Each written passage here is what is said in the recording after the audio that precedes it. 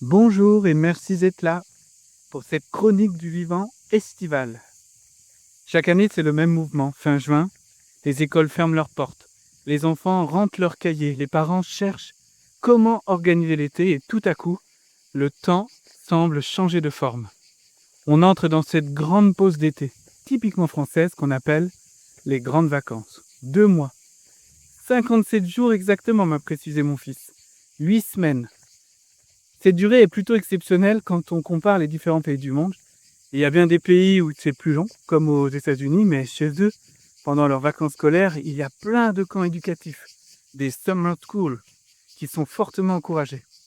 En Allemagne, c'est assez long aussi, mais en France surtout, c'est que c'est vraiment axé sur le mois de juillet et août, avec peu de latitude, peu de changements d'une année sur l'autre. C'est un véritable rituel national en fait, ces grandes vacances. Et donc cette année encore, j'ai été frappé par ce contraste.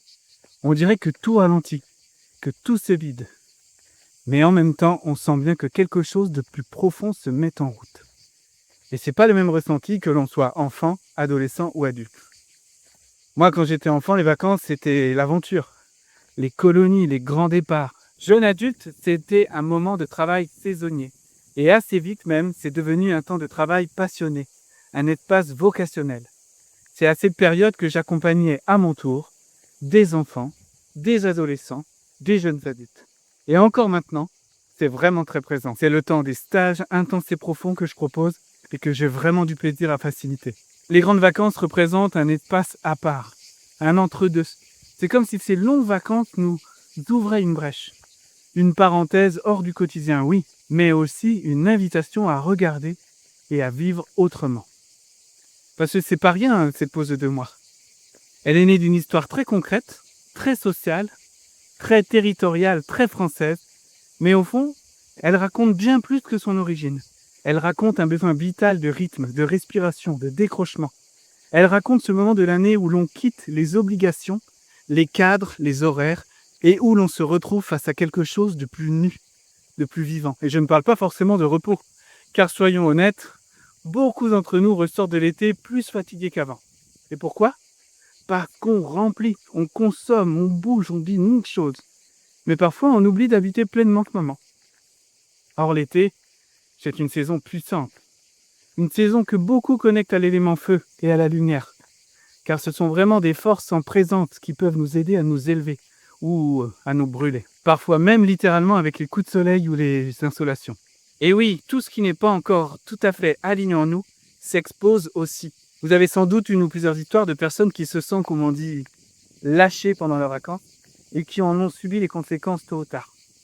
Donc oui, sur un plan purement naturel, cette saison estivale est reliée au feu. Mais si on intègre une vision plus consciente, l'été, c'est l'occasion de faire descendre ce feu sur la terre, donc de réaliser, d'incarner qui nous sommes. Ce qui cherche à naître en nous peut enfin trouver un peu de place. C'est pourquoi je préfère dire que l'été, et les vacances scolaires en particulier, sont une occasion spéciale pour nous de nous réaliser. C'est donc relié à l'élément terre. Donc ces vacances d'été, qu'on croit souvent reposantes, sont en fait un miroir proposé par le vivant. Un miroir qui nous permet de mieux nous révéler, de mieux nous voir, mais aussi un long temps où l'on ressent plus, où nos excès, nos besoins, nos élans profonds apparaissent plus clairement. Car oui, pendant que les écoles ferment, la nature, elle, ne s'arrête pas. Elle ne s'arrête jamais. Elle mûrit. Elle offre ses fruits. Elle prépare la suite. C'est d'ailleurs pour ça qu'en France, depuis l'avènement de l'école républicaine, on nous propose 2 mois de vacances scolaires. Car il n'y a pas si longtemps, les enfants et toute la famille étaient réquisitionnés aux champs pour les récoltes, les moissons, les fenaisons. Aujourd'hui, l'invitation change. C'est un long temps. Bon, que bien sûr, peu d'adultes peuvent vraiment vivre aussi longtemps que les enfants. Mais c'est une période qui nous invite aussi à laisser émerger nos fruits. Au lieu de seulement faire une pause, on peut laisser cette pause nous transformer. Pas besoin forcément de grandes décisions, ni de retraites lointaines, même si l'envie est là pour certains de vivre de grands voyages. Parfois, c'est juste un silence, une marche, un moment hors du temps au bord de l'eau, un carnet de vacances, un temps partagé en famille qui suffit à réorienter tout doucement notre manière d'être. C'est ce que j'ai découvert en écoutant ce que l'été veut nous dire. C'est que ce temps de pause scolaire est aussi et surtout un temps de réalisation qui va permettre le changement. Un moment pour se réajuster, pour apprendre à choisir plus consciemment, pour accueillir ce qui est prêt à se révéler. Et j'ai eu envie de vous partager tout ça dans une nouvelle lettre vidéo.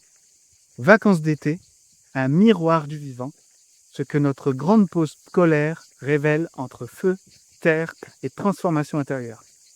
C'est une nouvelle lettre des échos du vivant consacrée entièrement à cette tradition territoriale et culturelle à la française que représente cette grande pause estivale. J'expose les origines des grandes vacances, comment elles s'incarnent dans la nature et donc comment le vivant a impulsé cette tradition malgré nous. Mais je partage aussi quelques rituels que l'on peut vivre seul, entre amis, avec ses enfants ou encore avec des ados. Car les grandes vacances ont quelque chose à nous proposer et quelque chose à nous dire sur nous-mêmes. Si ça vous parle, si vous ressentez ce besoin d'un regard plus profond sur cette période, je vous invite à la découvrir. Elle est disponible quelques jours en accès libre, puis elle rejoint les autres lettres réservées aux abonnés. Vous pouvez la consulter que vous travaillez encore ou qu'au contraire, vous soyez déjà entre deux valises, deux silences, au bord d'un feu de camp ou encore sur le chemin de cette vacance souvent tant attendue, mais au contour bien exigeant.